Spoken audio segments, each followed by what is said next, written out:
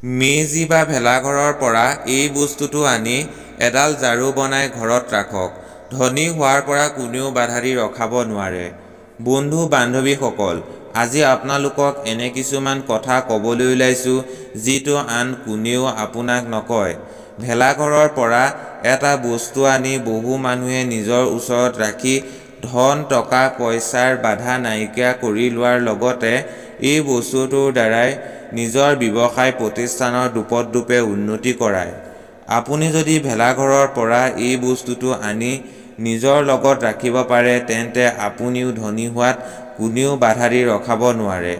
পৌৰাণিক নিয়ম অনুসৰি যদি ভেলাঘৰ জ্বলোৱা সময়ত সেই ভেলাঘৰৰ পৰা এই বস্তুটো আনি মাঘ মাহৰ প্ৰথম শুক্ৰবাৰে এডাল ঝাৰু বনাই সেই ঝাৰুডাল ব্যৱসায়ৰ স্থান বা ঘৰত ৰাখিব পাৰে, তেনেহ'লে সেই ব্যৱসায়ৰ উন্নতি হোৱাৰ লগতে সেই ঘৰখনত ধন টকা পইচাৰ ক্ষেত্ৰতো কোনোদিন কষ্ট পাব লগা নহয়।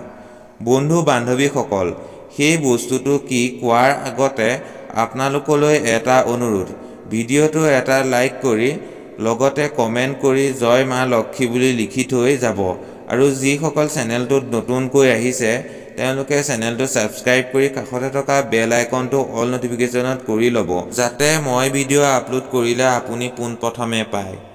বন্ধু বান্ধৱীসকল, ভেলাঘৰ বা মেজিৰ উত্তৰ দিশৰ পৰা এটা খুঁটা ভেলাঘৰ বা মেজি জ্বলোৱাৰ সময়ত ঘৰলৈ আনি মাঘ বিহুৰ পাছৰ শুক্ৰবাৰে অৰ্থাৎ মাঘ মাহৰ প্ৰথম শুক্ৰবাৰে এডাল ঝাৰু বনাই নিজৰ ঘৰ বা ব্যৱসায় প্ৰতিষ্ঠানত ৰাখিব পাৰে, তেনেহ'লে সেই ব্যৱসায় আৰু ঘৰখনত মা লক্ষ্মীয়ে বাস কৰে।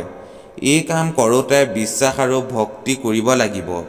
হিন্দু শাস্ত্ৰ অনুসৰি মাঘ বিহুৰ দিনা সূৰ্য উদয়ৰ সময়ত নদীত স্নান কৰিব লাগে।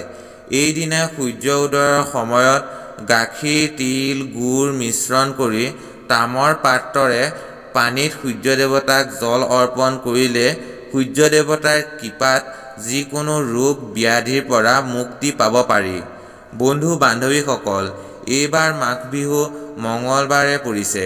এইবাৰ মাঘ বিহুৰ দিনা শ্ৰী হনুমানৰ বিশেষ কৃপা পৰিব।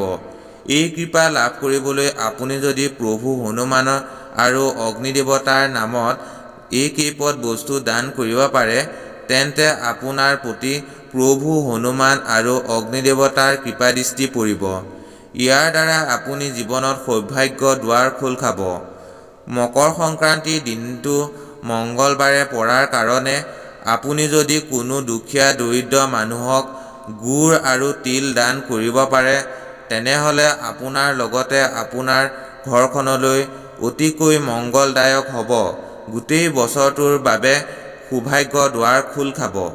বন্ধু বান্ধৱীসকল, ভিডিঅ'টোৰ শেষত কওঁ যে আপুনি যেনেকৈ ভিডিঅ'টো চাই লাভান্বিত হ'ব, তেনেকৈ আন এজনৰ লাভ হোৱাকৈ ভিডিঅ'টো শ্বেয়াৰ কৰিব।